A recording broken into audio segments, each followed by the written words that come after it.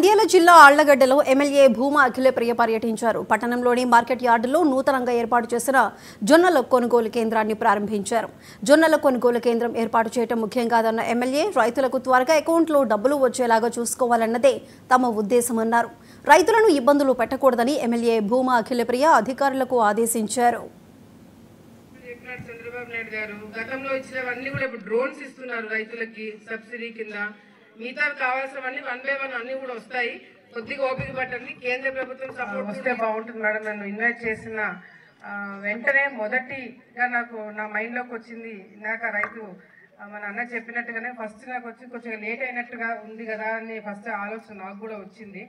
కానీ ఈరోజు అది కూడా మనం రెక్టిఫై చేసుకొని, ఎందుకంటే రైతు పంట పండించడము, పంట చేతికి రావడమే ఇప్పుడు గొప్ప సంగతి అయిపోతుంది.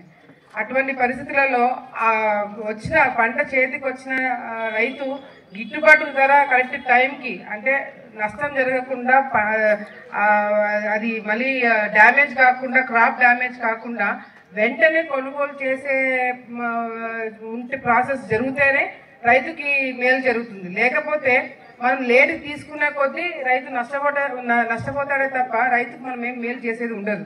సో నేను దయచేసి అధికారులకి, అదేవిధంగా నేను కూడా ప్రత్యేకమైన దృష్టి ఈసారి నుంచి పెట్టడం జరుగుతుంది.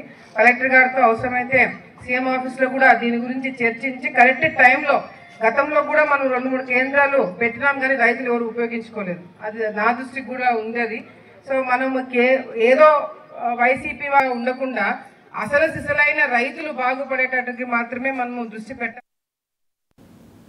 ఖైరతాబాద్ ఆర్టీఓ ఆఫీస్కు వచ్చారు.